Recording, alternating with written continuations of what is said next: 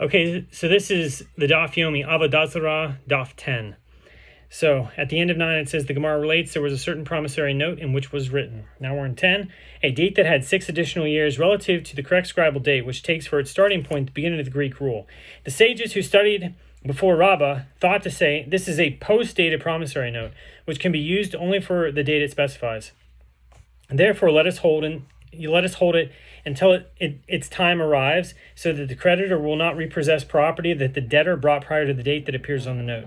Rav Nachman disagreed and said, this promissory note was written by an exacting scribe, and those 6 years are referring to the years when the Greeks ruled only in Elam. We do not count them, as Greek rule had not yet spread throughout the world, but he does count them, and therefore he wrote in the promissory note the correct time, as the date does in fact match the year in which the promissory note was written. So Rav Nachman cites a proof for this resolution. It is taught in a Braita that Rabbi Yoshi says, the Greeks ruled for 6 years in Elam alone, and afterward their dominion spread throughout the entire world. It is the latter event that serves as the basis for the dating system used by most scribes. Rav Acha bar Yaakov objects to Rav Nachman's answer. From where is it known that we count years according to the Greek rule, and that this promissory note was dated according to the system that uses the Greek rule as a starting point and is written by an exacting scribe? Perhaps we count the years using the Exodus from Egypt as the starting point, which occurred 1,000 years before the start of the Greek rule.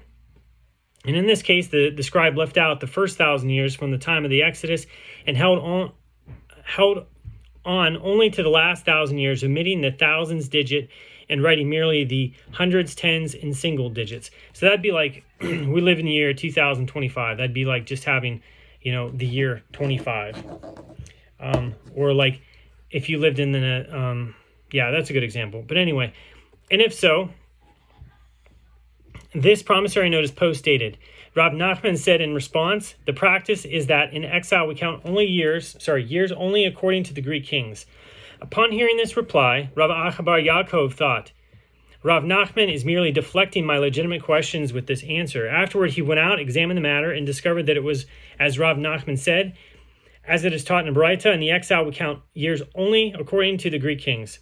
Ravina said, the Mishnah is also precisely formulated, as it teaches that we calculate years according to the Greek kings. As we learned in a Mishnah, Rosh Hashanah 2a, on the first of Nisan is the new year for kings and for the festivals. And we say about this, with regard to what halacha, is it stated that the first of Nisan is the new year for kings. Rav Chisda said, it is said with regard to dating documents and determining their validity. So we learned in the same Mishnah, on the first of Tishrei is the new year for counting years and for calculating sabbatical cycles. So basically, the Torah specifically says that Nisan will be the first month of the year. But whenever we count the years, like this is 5785, it's going to be 5786 in Tishrei. So Rosh Hashanah, Tishrei. So what they're saying is, whenever we count years for kings, we count them according to the month of Nisan. But when we count the years, like the dating of the year and also sabbatical cycles, we count from Tishrei or Rosh Hashanah. So, and we say with regard to what halacha is it stated that the first of Tishrei is the new year for counting years. And Rav Chisda said it is with regard to dating documents. These two statements with regard to the dating of documents are difficult in light of each other, as according to one statement, the dating system is based on Nisan as the first month, whereas according to the other, the year begins in Tishrei.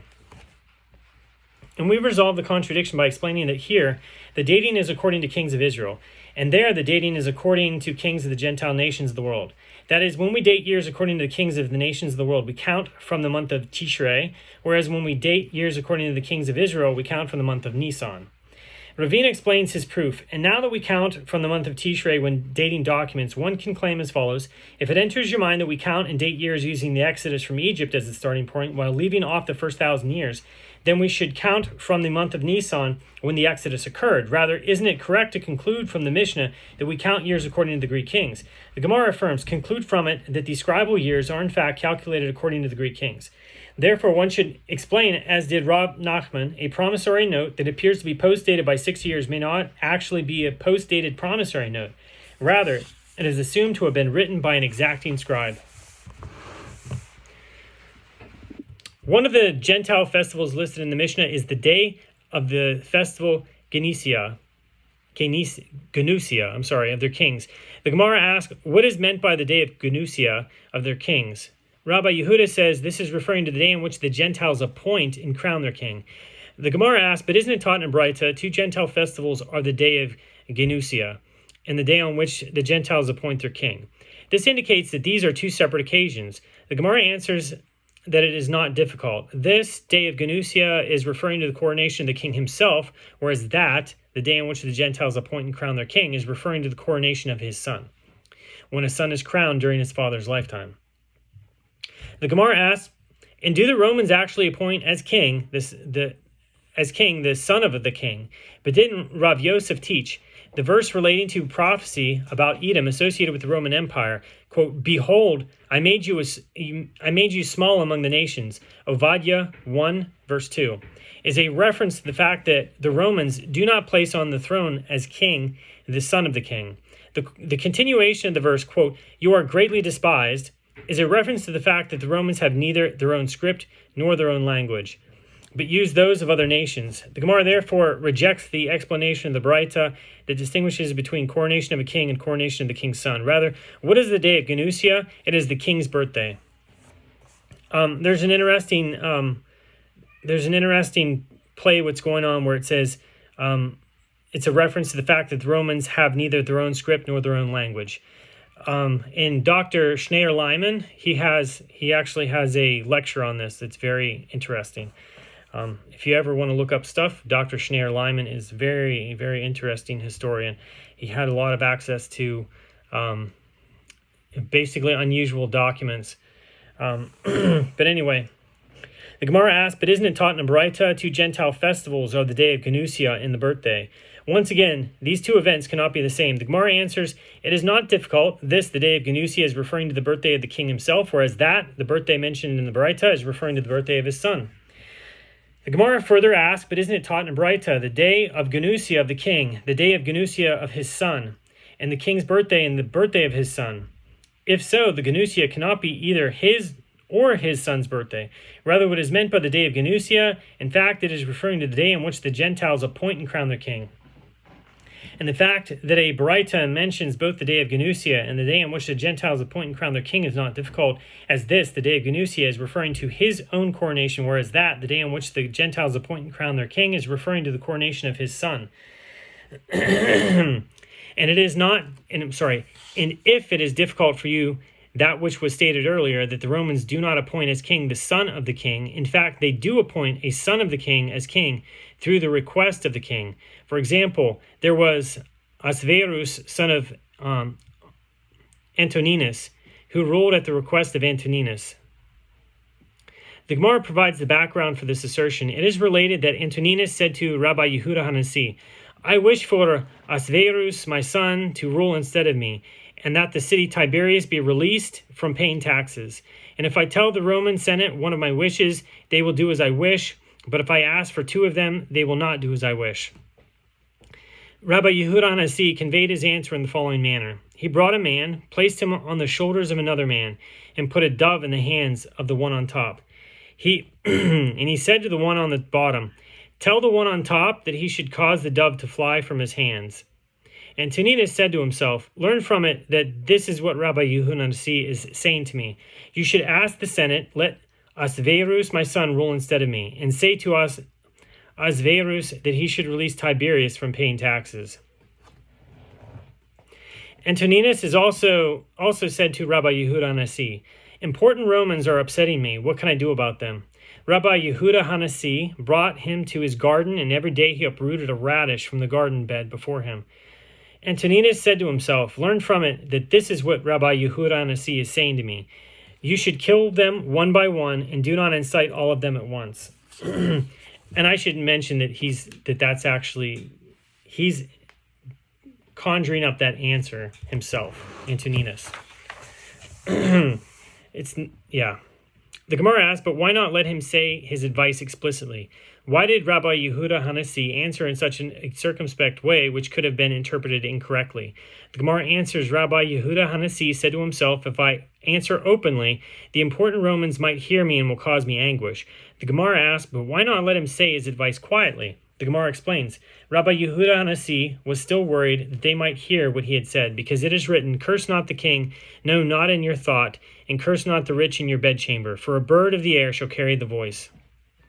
Ecclesiastes 10, verse 20. The Gemara relates, Antoninus had a certain daughter whose name was Gira, who performed a prohibited action. Antoninus sent a rocket plant, or a gargira, to Rabbi Yehuda HaNasi to allude to the fact that Gira had acted promiscuously, or gar. Rabbi Yehuda HaNasi sent him coriander, or kusbarta, which Antoninus understood as a message to Kus, his Barta, to kill his daughter, as she was liable to receive the death penalty for her actions.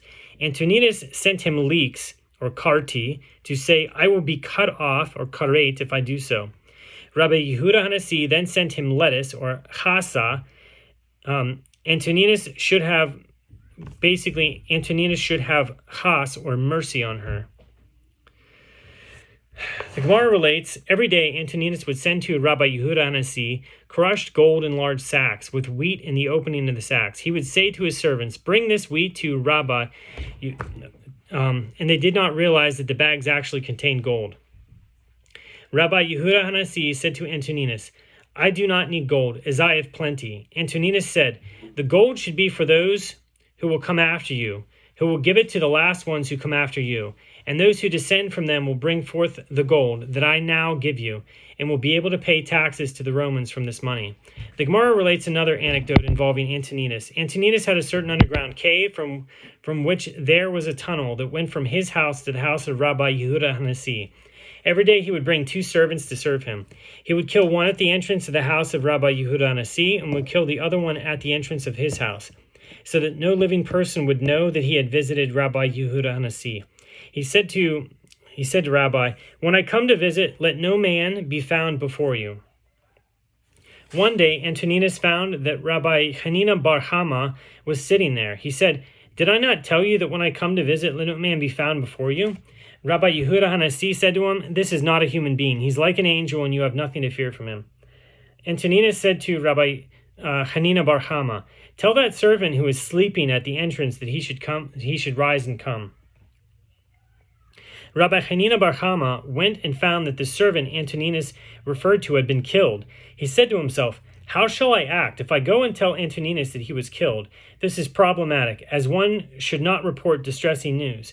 If I leave him and go, then I would be treating the king with disrespect. He prayed for God to have mercy and revived the servant, and he sent him to Antoninus. Antoninus said, I know that even the least among you can revive the dead, but when I come to visit, let no man be found before you, even one as great as Rabbi Hanina bar Hama. So this is where one of the places where they get the idea that any rabbi that's mentioned in the Gemara had the power to raise the dead. The Gemara relates, every day Antoninus would minister to Rabbi Yehuda HaNasi. He would feed him and give him to drink. When Rabbi Yehuda HaNasi wanted to ascend to his bed, Antoninus would bend down in front of the bed and say to him, ascend upon me to your bed. Rabbi Yehuda HaNasi said in response, it is not proper conduct to treat the king with this much disrespect. Antoninus said, oh, that I were set as a mattress under you in the world to come. On another occasion, Antoninus said to Rabbi Yehuda HaNasi, will I enter the world to come? Rabbi Yehuda HaNasi said to him, yes. Antoninus said to him, but isn't it written, and there shall not be any remaining of the house of Esau? Avodah 1:18. Rabbi Yehuda HaNasi answered, the verse is stated with regard to those who perform actions similar to those of the wicked Esau, not to people like you. It is also taught in Braita from the verse, quote, and there shall not be any remaining of the house of Esau. One might have thought that this applies to everyone descended from Esau, irrespective of the individual's actions. Therefore, the verse states, quote, of the house of Esau, to indicate that the verse is stated only with regard to those who continue in the way of Esau and perform actions similar to those of Esau. Antoninus said to Rabbi Yehuda HaNasi, but isn't it written in the description of the netherworld, there is Edom, her kings, and all her leaders? Ezekiel 32, verse 29. Rabbi Yehuda HaNasi said to him, the verse states her kings, but not all her kings. And likewise, it states all her leaders, but not all of her officers. Some of them will merit the world to come. It is also taught in a Braita, the verse states her kings, but not all of her kings. and, quote, all her leaders, but not, quote, all of her officers. The inference learned from the wording of the verse, her kings, but not all her kings, serves to exclude Antoninus, the son of Asverus. And the inference from the wording, quote, all her leaders, but not all of her officers, serves to exclude the Roman officer Ketia, son of Shalom. And just a side note, it says Ketia, son of Shalom.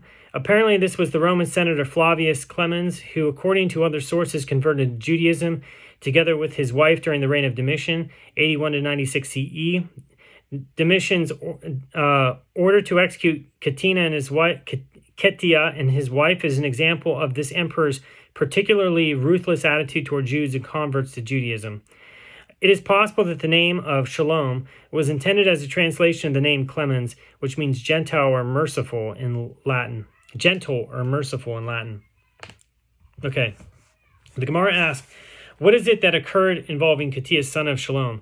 As there was a certain Roman emperor who hated the Jews, he said to the important members of his kingdom, if one had an ulcerous sore, anema, rise on his foot, should he cut it off and live, or leave it and suffer? They said to him, he should cut it off and live. The ulcerous sore was a metaphor for the Jewish people, whom the emperor sought to eliminate as the cause of harm for the Roman Empire. Ketia, son of Shalom, said to them, it is unwise to do so for two reasons. One is that you cannot destroy all of them, as it is written, for I have spread you abroad as the four winds of the earth, says the Lord. Zechariah 2:10. He clarified, what is it saying? Shall we say that the verse means that God has scattered them to the four winds of the world? If so, this phrase, as the four winds, is inaccurate, since it should have said, to the four winds. Rather, this is what the verse is saying. Just as the world cannot exist without winds, so too the world cannot exist without the Jewish people, and they will never be destroyed.